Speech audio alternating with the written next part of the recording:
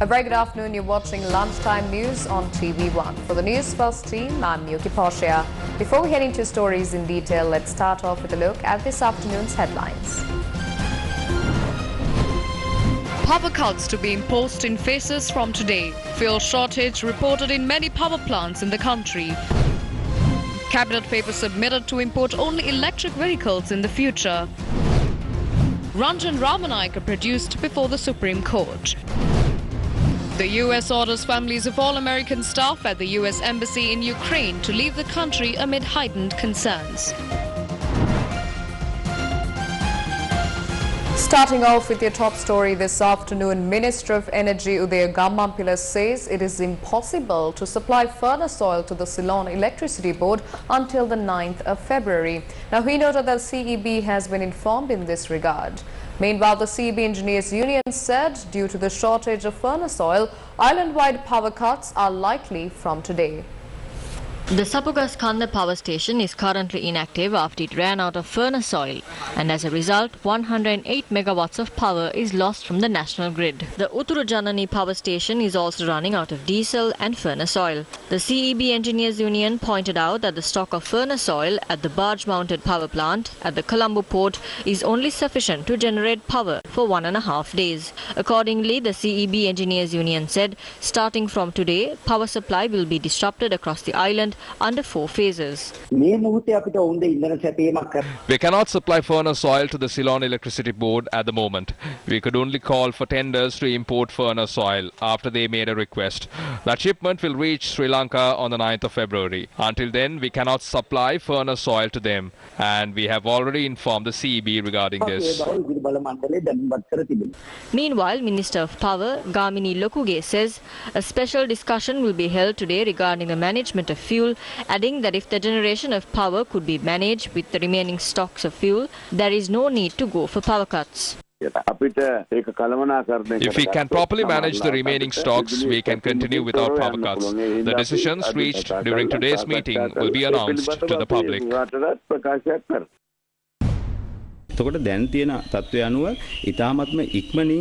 There will be some relief once the power generated at the Norechole coal power plant is also added to the national grid. Our present power shortage is only about 100 to 150 megawatt. So if we can get the 300 megawatt of power generated from the Norechole power plant, then we will have some relief. However, this will only be a short-term solution. If we can properly manage the generation of electricity in the next few months, by May or June, the situation will be better since we will be able to generate power by using the hydro power plants given the monsoon season. This would also be a short-term solution if we have a water crisis. So we must implement a long-term plan in this regard.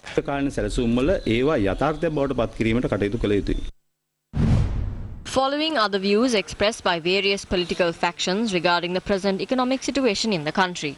It is true that certain governments tend to print money when elections are nearing. We heard that the government has printed 1.1 trillion rupees by the end of last year. When we look into the demand and supply, the currency is printed without any plans. This leads to a rise in inflation and it will have an impact on the economy.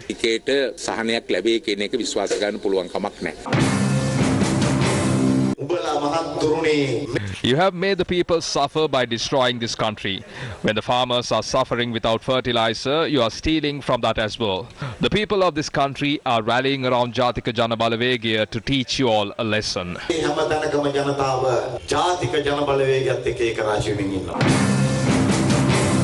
The government cannot make miracles happen at this time. Also, just because the opposition is doing childish things, they cannot take over the government as well. Everyone who takes over the government will have to face the crisis.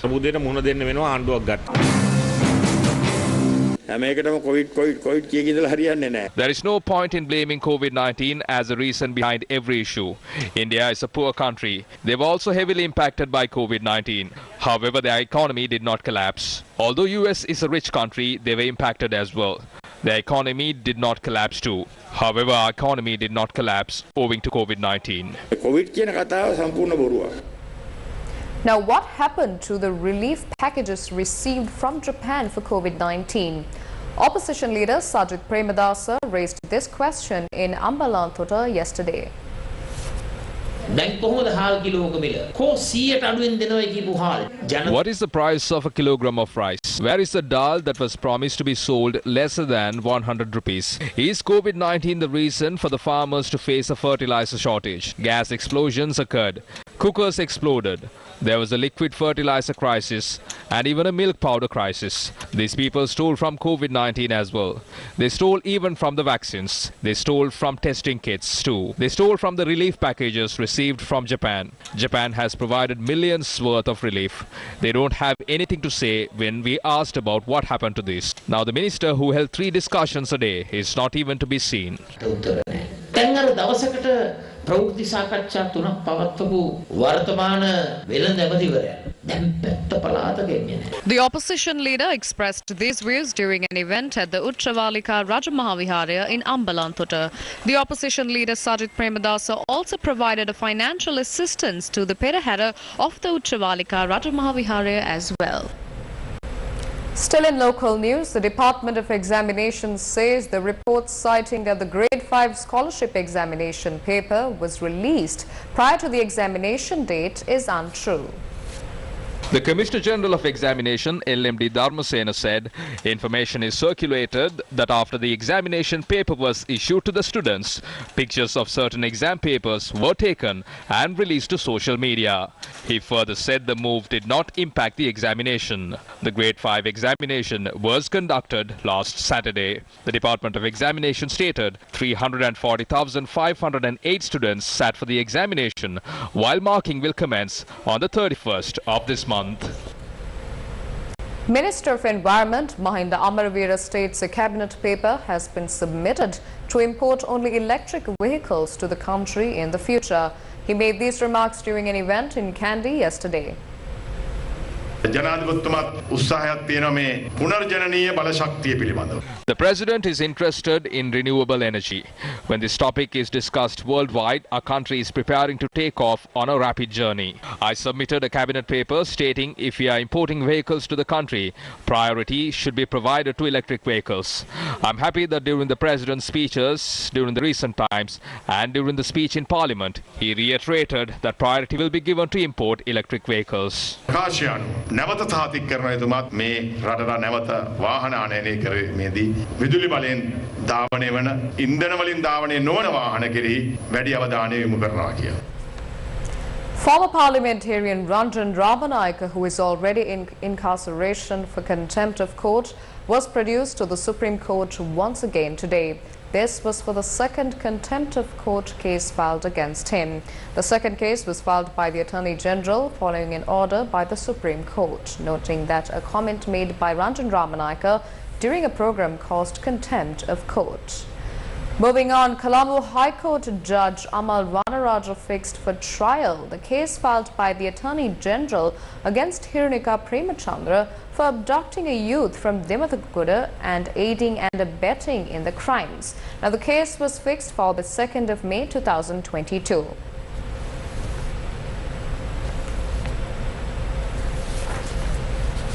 The High Court judge ordered for summons to be served on the witnesses to be present in court on that day.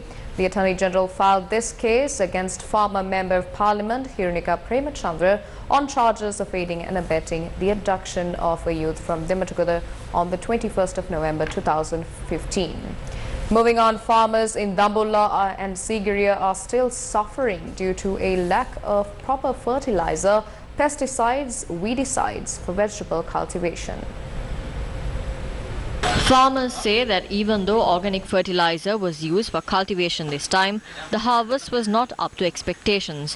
Farmers also charge that their cabbage, tomato, bitter gourd and other crops are being destroyed and has turned yellow due to the usage of organic fertilizer. The farmers are requesting the authorities for an immediate solution in this regard. Maize cultivations in the Aralaganvilla, Kajuwatta areas in the Mahaveli B zone in Polonnaruwa have also been destroyed due to the lack of proper fertilizer and pesticides. Farmers allege that maize trees in nearly 200 acres of cultivated lands have not grown properly during the Maha season this year, and due to that the yields have failed. The farmers are requesting the authorities for an immediate solution and a fair compensation for the losses they have faced. Several protests were held in various parts of the country today as well. A group of workers attached to Ministry of Textile engaged in a protest opposite the Fort railway station today, requesting the authorities to provide their allowance using a proper mechanism.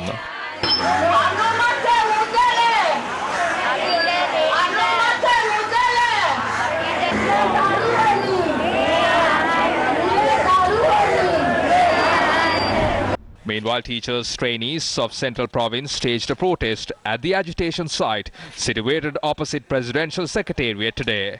They are requesting to increase their salaries by 10,000 rupees.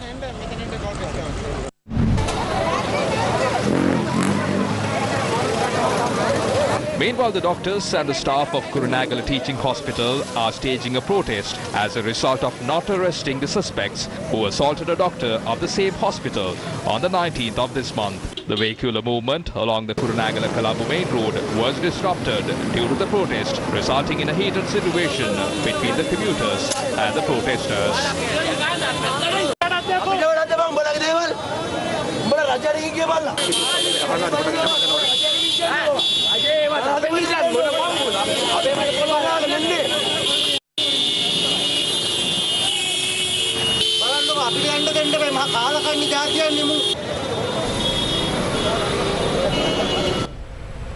Moving on, Deputy Director of Health Services Dr. G. Vijay Surya says that the number of children hospitalized owing to COVID-19 is rapidly increasing.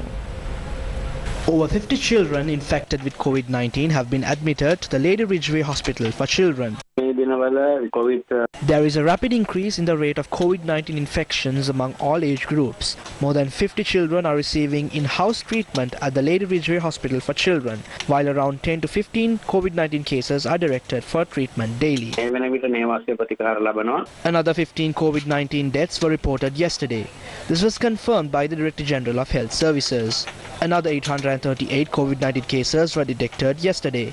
The total number of COVID-19 cases in the country has risen to 601,886. නැවත වතාවක් ශ්‍රී ලංකාවේ COVID-19 රෝගය විශාල ලෙස පැතිරෙන බව අපිට We see that the COVID-19 is beginning to spread rapidly in the country again. As the number of cases increase, the requirement for oxygen will also increase. Since we were prepared for this, we are able to face this properly. I think that concerning which variant of the virus has been infected is not of utmost importance right now, because the treatment is the same and there will be no change in that. මොන virus ප්‍රභේදය ආසාදනය වුණත් අපි ප්‍රතිකාර කරන විදිහ හෝ පරිස්සම් වෙන විදිහේ වෙනසක් සිද්ධ වෙලා නැහැ. A webinar under the theme Justice for the Easter Sunday bomb victims in Sri Lanka was held via Zoom last night. The webinar was organized by the Global Forum for Easter Sunday bomb victims. And also we have something special here in our group in the campaign here in Italy. 3 members from this group will be given the UN membership, and we will be getting the membership, the ID. So hopefully by the end of this month they will have the direct access to the UN, and including myself. So that's going to be something plus point for us as we work here seeking justice for our own people. And all these times, we have gone to UN, and we concluded, we stayed, and we were stopped at the gate, and we handed over all the documents. So whatever we had, we handed over them to the security guard, and we came back. But from now onwards, from the end of this month onwards, will be having the direct access to the UN, and that's a good thing.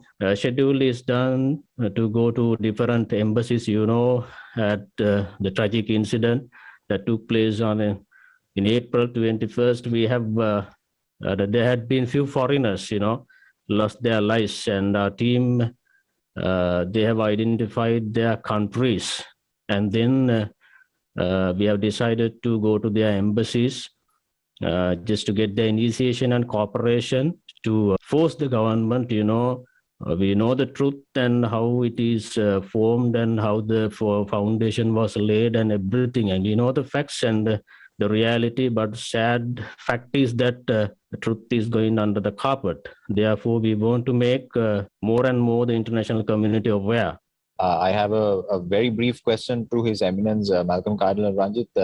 Your Eminence now, Reverend Father Tusta Solangarachi said that he's going to take steps to go to the United Nations and obtain a membership there. How do you think this will advance the course of our struggle if we indeed approach the UN? How will this advance or expedite our struggle, Your Eminence? No, now we have tried our best all along to try to get justice from our people, from our own within our own context. But all these attempts have failed. So therefore, it does not leave us much room but to explore the possibilities of going international. And that means also going to the UN. So we are exploring that possibility. And I do not exclude that. And not only the UN, but also some of the more pertinent, powerful countries that are in relationship with us. We will try to influence those countries also. Because as Catholic Church,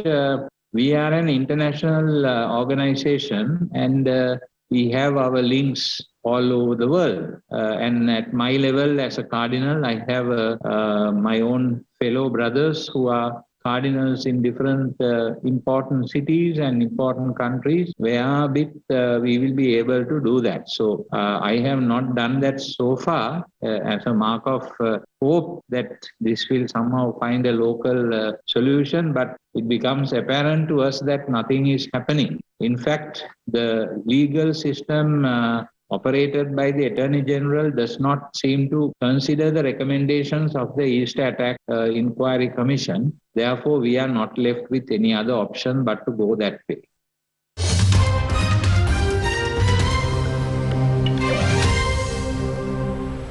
On to another headline-making story. The United States has ordered the families of all American staff at the U.S. Embassy in Ukraine to leave the country amid heightened concern that Russia, which has massed troops on the border, is about to invade. In a Sri Lanka women's cricket team continued their dominance in qualification tournament for the 2022 Commonwealth Games after they defeated Bangladesh by 22 runs today. This is their fourth consecutive win in the tournament and in the process qualified for the 2022 Commonwealth Games in Birmingham, England. We leave you this afternoon with a glimpse of a song released remembering the beloved wife of leader of the indigenous community of Dambana, Uruvarge Wandila Atto, Hing Manika. For the Newsfirst team, I've been Yuki Poshia. Take care and good day.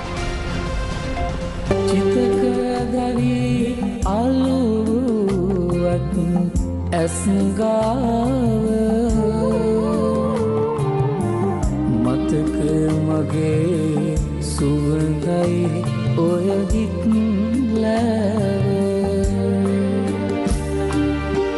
වැත්ත කොටා ගිනිල දැලි හේන්වල කුසුඹ දුන්න කුරහන් මල සේම නුඹ